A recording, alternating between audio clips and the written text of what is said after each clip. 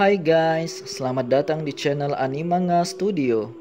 Dan di video kali ini, gua akan membahas rangkuman wave novel Mushoku Tensei Jobless Reincarnation volume 5 part yang ketiga.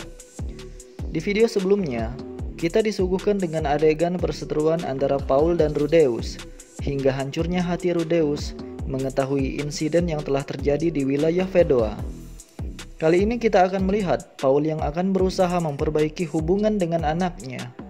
Serta kita juga akan membahas satu karakter baru bernama Cliff Grimoire. Sebelum kita mulai, gua mau ngingetin untuk subscribe dan nyalain loncengnya, supaya kalian tidak ketinggalan video terbaru. Oke, tanpa banyak bacot, langsung saja kita menuju lanjutan ceritanya. Setelah adegan perginya Gis dari bar itu, Paul menghela nafas dan meletakkan muknya.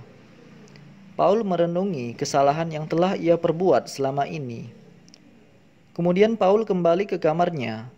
Ia melihat Norn tidur sendirian. Paul membelai kepala Norn. Meskipun selalu berada di sisi ayahnya, Norn tidak pernah mengeluh sedikit pun kepada Paul. Berbeda dengan Rudy, Norn adalah anak biasa. Paul harus melindunginya. Dan Paul berpikir, jika Rudy juga anak biasa, Rudy pun akan tidur di sini seperti ini juga. Anak biasa yang berumur 11 tahun bernama Rudy. Kemudian Paul pergi keluar penginapan.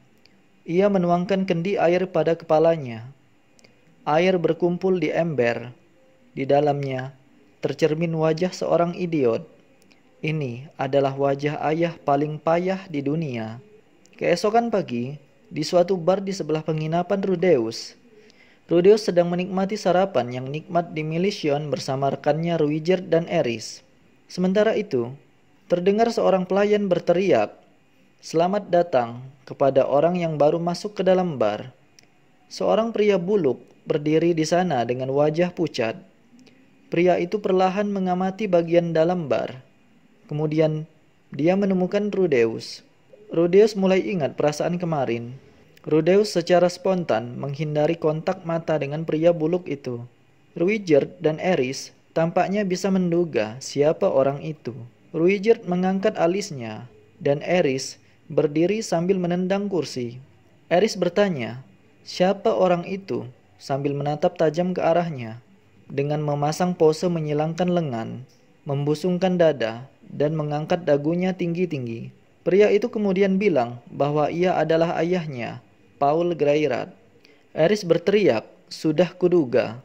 Paul yang melihat Eris menghalanginya mendekati Rudeus dan bilang, "Ada apa ini, Rudy? Kenapa kau bersembunyi di balik wanita? Bukankah kau seorang penakluk wanita?" Rudeus merasa lega mendengar nada dan ekspresinya. Paul kembali seperti dulu yang selalu menggoda Rudeus dengan ejekan-ejekan semacam itu. Kemudian, Ruiger meraih kerah baju Eris dan mengangkatnya. Ruiger meninggalkan mereka berdua di sana. Paul kemudian duduk di depan Rudeus. Dengan suara yang serak dan kaku, Paul meminta maaf kepada Rudeus atas perilakunya kemarin. Namun, buru-buru, Rudeus bilang bahwa ia tidak perlu meminta maaf. Ayahnya pantas marah kepada Rudeus, karena ini adalah kesalahannya. Kemudian, Rudeus pun meminta maaf kepada Paul. Suasana di antara mereka berdua begitu tegang. Paul berbicara terbata-bata kepada Rudeus. Begitupun juga Rudeus. Mereka saling menyesali tindakan mereka selama ini. Paul menyesali bahwa ia bukanlah ayah yang baik. Tidak semestinya ia berperilaku buruk kepada anaknya yang telah lama berpisah. Di sisi lain, Rudeus menyesali bahwa ia tidak mampu menemukan pesan yang Paul tinggalkan. Ketegangan di antara mereka berdua membuat aura di sekitar menjadi suram. Beberapa saat setelahnya, tanpa disadari, satu demi satu pengunjung bar sudah mulai meninggalkan tempat. Sang pemilik bar meminta mereka berdua untuk pergi, karena bar akan tutup. Paul yang menyadari itu, mengganti topik pembicaraan dan bilang bahwa apa yang akan Rudeus lakukan setelah ini? Rudeus menjawab bahwa ia akan melanjutkan perjalanan dan mengantar Eris ke wilayah Fedoa. Meskipun tidak ada yang tersisa di kawasan Fedoa, Rudeus ingin melihat dengan mata kepalanya sendiri keadaan di sana. Setelah itu, Rudeus akan mencari korban insiden teleportasi ke tempat lain. Di tengah obrolan mereka berdua, sang pemilik bar memberikan beberapa cangkir di hadapan mereka dan bilang bahwa itu adalah servis darinya. Pemilik bar kemudian sedikit menyela dan berkata kepada Rudeus agar coba untuk melihat ayahnya. Ternyata, Rudeus tersadar bahwa ia dari tadi tidak memperhatikan wajah ayahnya. Kemudian Rudeus memberanikan diri untuk melihat wajah ayahnya. Di sana, ia melihat wajah yang penuh dengan kekhawatiran, seakan-akan air matanya bisa menetes kapanpun.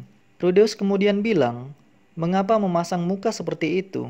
Paul bilang bahwa, "Apa maksud Rudeus?" sembari menunjukkan senyum pahit yang kering ditambah dengan pipinya yang semakin cekung. Rudeus teringat akan masa lalunya di dunia sebelumnya ketika ia mengasingkan diri di kamar dan seorang teman sekolahnya mengunjunginya dengan maksud agar ia kembali bersekolah. Rudeus yang tertekan kala itu menyemburkan cacian padanya dan melepaskan semua amarahnya. Rudeus mengusir temannya saat itu. Hari berikutnya, jika temannya muncul lagi, Rudeus mencoba untuk meminta maaf. Namun, temannya tersebut tidak pernah datang lagi. Rudeus ingin belajar dari kesalahan sebelumnya. Ia tidak ingin mengulang kembali kegagalan. Rudeus tiba-tiba tampak bersemangat dan bilang kepada Paul, "Ayo, kita mulai lagi." Seolah-olah hal yang kemarin tidak pernah terjadi. Paul sedikit kaget dengan apa yang barusan Rudeus ucapkan. Rudeus kembali bilang bahwa hubungan sebagai keluarga ini tidak boleh retak hanya karena masalah sepele seperti ini. Rudeus meminta kepada Paul untuk merentangkan tangan. Dengan sedikit ragu-ragu, Paul kemudian merentangkan tangannya. Lalu, tiba-tiba Rudeus melompat ke pelukan ayahnya dan bilang kepadanya bahwa ia senang bertemu dengannya. Rudeus membenamkan kepalanya di bahu ayahnya. Paul pun membalas pelukan anaknya dan bilang bahwa ia juga senang bertemu kembali dengan anaknya. Paul kembali bilang bahwa ia benar-benar merindukan anaknya Rudy. Paul sempat putus asa dan selalu berpikir bahwa Rudeus sudah tiada. Setelah mengatakannya, Paul mulai menangis sambil meminta maaf kepada Rudeus. Rudeus menepuk-nepuk punggung Paul dan mereka berdua pun larut dalam tangisan. Setelah melewati momen yang mengharukan tersebut, hari itu, Rudeus berbicara dengan Paul sepanjang hari. Mereka saling bertanya mengenai kegiatan yang dilakukan sebelum bencana teleportasi. Kehidupan Paul di desa Buena dan kehidupan Rudeus di kota Roa yang sedang menjadi guru dari seorang anak bernama Eris. Rudeus menanyakan mengenai keadaan Sylvie setelah Rudeus tinggalkan ke kota Roa. Paul menjelaskan bahwa Sylvie selalu melatih sihirnya sepanjang hari. Di pagi hari, dia jogging dan berlatih mana. Dan di sore hari, dia mempelajari sihir penyembuhan bersama Zenith. Rudeus berharap Sylvie masih hidup. Paul mencoba menenangkan Rudeus. Paul memberitahu Rudeus bahwa Sylvie benar-benar telah berusaha keras. Sylvie bahkan bisa menggunakan sihir penyembuh tanpa mantra. Dan Paul yakin bahwa ia akan bertahan hidup di suatu tempat. Penyihir yang menguasai sihir penyembuh saat berada di luar benua Milis cukup berharga. Rudeus tampak terkejut mengetahui bahwa Sylvie berhasil menguasai sihir penyembuh tanpa mantra. Bahkan, seorang Rudeus perlu untuk melafalkan mantra ketika menggunakan sihir penyembuh. Sylvie sungguh telah berkembang sangat pesat. Zenith pun terkejut saat itu ketika melihat Sylvie mampu menggunakan sihir penyembuh tanpa mantra. Rudeus merasa iri. Rudeus berpikir mungkin Sylvie memiliki bakat di bidang penyembuhan. Kemudian Paul bertanya mengenai Eris kepada Rudeus. Tampaknya Paul sudah mengetahui kehidupan Rudeus di kota Roa. Ternyata, ketika Rudeus berusia 10 tahun, ayah Eris, Philip, menyadari hubungan perasaan antara Eris dan Rudeus yang semakin kuat. Philip mengirim surat kepada Paul yang memberitahu bahwa ia meminta Rudeus untuk menjadi suami Eris. Paul yang menerima surat tersebut hanya membalas bahwa semua itu Paul serahkan kepada Rudeus. Setelah mendengar fakta itu dari Paul, Rudeus berpikir sebenarnya ia memiliki perasaan dengan Eris, dan itu semakin berkembang seiring waktu. Tapi di sisi lain, Rudeus sempat berpikir mengenai Sylvie.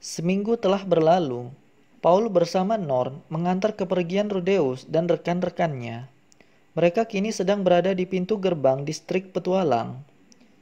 Paul memanggil Norn dan menyuruhnya untuk menyampaikan salam perpisahan kepada Rudeus. Norn bilang bahwa ia tidak mau. Norn bersembunyi di balik Paul. Rudeus hanya tersenyum. Rudeus bilang beberapa tahun ke depan mungkin Norn sudah dapat memaafkannya. Rudeus kembali ke kereta dan ia meninggalkan kota Milision. Sebelum kita melanjutkan cerita perjalanan Rudeus dan rekan-rekannya, kita akan kembali ke waktu di mana Eris menuju guild petualang Milision untuk mengambil quest pembasmian goblin. Pertama-tama, gua akan menceritakan mengenai karakter yang bernama Cliff Grimoire. Cliff berusia 13 tahun sekarang. Ketika masih kecil, ia dirawat di suatu panti asuhan di Milision. Dan saat ia berumur 5 tahun, ia diadopsi oleh seorang pria tua bernama Harry Grimoire. Dia adalah orang yang memegang posisi tinggi di organisasi keagamaan milis. Sebelum diadopsi, Cliff sudah terlebih dahulu menerima pendidikan khusus untuk anak-anak berbakat. Cliff berbeda dengan anak-anak yang seumuran dengannya. Cliff sangat berbakat. Dalam beberapa tahun, Cliff telah menguasai tingkat lanjut dalam sihir penyembuhan, detoksifikasi, dan sihir pemanggilan. Sihir menyerang, ia telah mencapai tingkat menengah dalam semua elemen, dan bahkan ia menguasai sihir api pada tingkat lanjut. Ia satu-satunya yang bisa menguasai sihir yang bervariasi di kelas. Pujian menghujani dirinya dari segala sisi. Bisa dibilang, Cliff sangat mirip dengan Rudeus. Hanya saja, Rudeus memperoleh memori dari kehidupan sebelumnya. Dengan segala bakat yang ia miliki, Cliff menjadi sombong dan sosok yang kurang ajar. Ia merasa bahwa tak seorang pun bisa menandinginya. Karena kemampuannya tersebut, ada beberapa orang yang mulai menyebutnya anak yang ditakdirkan akan menjadi sage. Cliff mulai berhenti mendengarkan kata-kata gurunya. Di masa depan, Cliff akan menjadi penerus ayah angkatnya dalam pekerjaannya. Namun, Cliff memiliki hasrat untuk menjadi seorang petualang. Kehidupan yang terbatas membuat Cliff tidak betah. Ia ingin bebas melakukan apapun dan menunjukkan betapa hebatnya ia. Pada suatu hari, Cliff lari dari rumah dan berniat mendaftarkan diri sebagai seorang petualang. Dia ingin menguji kekuatannya. Cliff meninggalkan distrik suci dan memasuki distrik petualang. Ia menuju guild petualang dan mendaftarkan diri sebagai petualang bertipe penyihir. Setelah menjadi petualang, dia mengamati sekelilingnya dalam sukacita. Cliff berpikir jika ia menyebut dirinya penyihir, dia akan segera masuk ke dalam suatu kelompok dengan mudah. Cliff mengabaikan tentang tingkat seorang petualang. Cliff berpikir bahwa suatu kelompok tidak membeda-bedakan anggotanya berdasarkan peringkat. Tentu saja, ia ditolak. Berulang kali, ia ditolak oleh kelompok petualang. Untuk keempat kalinya, Cliff habis kesabaran. Ia meneriaki kelompok yang menolaknya. Cliff bilang bahwa kekuatannya setara dengan petualang kelas A. Cliff ditarik kerah bajunya oleh salah satu anggota kelompok. Cliff sengaja mengintimidasi kelompok tersebut, dan kemudian ia berencana akan menunjukkan kekuatan sejatinya. Tiba-tiba ada seorang gadis berambut merah melerai mereka. Gadis tersebut adalah Eris. Cliff malah memarahi Eris karena sudah melerainya. Eris yang geram dengan tingkah Cliff yang tidak tahu berterima kasih, langsung saja dihadiahi bogem mentah oleh Eris. Kondisi menjadi terbalik. Kelompok tersebut malah mencoba menenangkan Eris yang sedang mengamuk. Cliff pingsan sesaat, dan setelah tersadar, ia kemudian berlari menuju gerbang Milision untuk mengejar Eris. Cliff kemudian bilang kepada Eris bahwa ia meminta maaf atas kelakuannya tadi. Eris sedikit mereda dari kemarahannya. Cliff kemudian mengenalkan diri dan Eris juga mengenalkan dirinya. Setelah perkenalan itu, Cliff memuji-muji Eris dan meminta Eris untuk membentuk kelompok bersamanya. Jelas saja, Eris langsung menolaknya mentah-mentah. Namun, Cliff bilang bahwa Eris tidak akan bertemu penyihir sekuat dirinya. Cliff melanjutkan bahwa ia lebih kuat dari rata-rata penyihir kelas A. Eris yang mendengar itu sangat terganggu. Tentu saja di pikiran Eris, penyihir terkuat itu hanyalah Rudeus. Karena penasaran, akhirnya Eris membiarkan Cliff mengikutinya untuk membasmi goblin. Singkat cerita, ketika sampai di pinggiran hutan, ia membakar 7 goblin dalam sekejap. Oh ya, sebagai informasi, goblin bukanlah makhluk yang kuat. Bahkan seorang pemula pun dapat mengalahkannya dengan mudah. Setelah menghanguskan goblin itu, Cliff menoleh ke arah Eris dan berkata, "Bagaimana dengan itu?" Eris menjawab singkat bahwa itu sama sekali tidak menakjubkan. Sihir api tingkat lanjut, Imprisoning Blaze Fire Bullet. Eris sudah pernah melihat Rudeus menggunakan ini sebelumnya, bahkan tanpa pelafalan panjang seperti yang Cliff lakukan. Dan itu lebih kuat dari yang Cliff miliki. Mendengar Eris meremehkan sihirnya, Cliff mengira sepertinya Eris tidak mengetahui apa-apa tentang sihir. Cliff kemudian mengoceh sepanjang jalan dan Eris geram melihat Cliff dan bilang bahwa Cliff tidak berguna serta menyuruhnya untuk pulang. Cliff yang tidak terima mengajak Eris untuk mencari monster yang lebih kuat ke dalam hutan. Kemudian mereka menemukan monster tingkat D. Cliff membunuh monster itu dengan sihir angin level menengah. Tetap saja, Eris tidak takjub dengan kekuatan Cliff. Tiba-tiba, Eris tersadar bahwa mereka telah tersesat. Eris menyalahkan Cliff. Sebenarnya Eris tidak ingin memasuki hutan karena ia telah berjanji kepada Rudeus dan Ruiger, tetapi karena Cliff mengejek Eris seorang yang penakut, terpaksa Eris meladeni permintaan Cliff. Eris mencoba untuk tenang. Eris mencoba mengingat-ingat pelajaran yang telah ia terima dari Ghislaine dan Ruiger. Eris kemudian menyuruh Cliff untuk terbang dan mencari tahu di mana arah kota. Cliff kemudian bilang bahwa tidak mungkin melakukan sesuatu seperti itu. Eris kemudian menyebut nama Rudeus. Eris bilang bahwa Rudeus pasti mampu melakukannya. Cliff bertanya siapa Rudeus itu. Eris menjawab bahwa Rudeus adalah gurunya.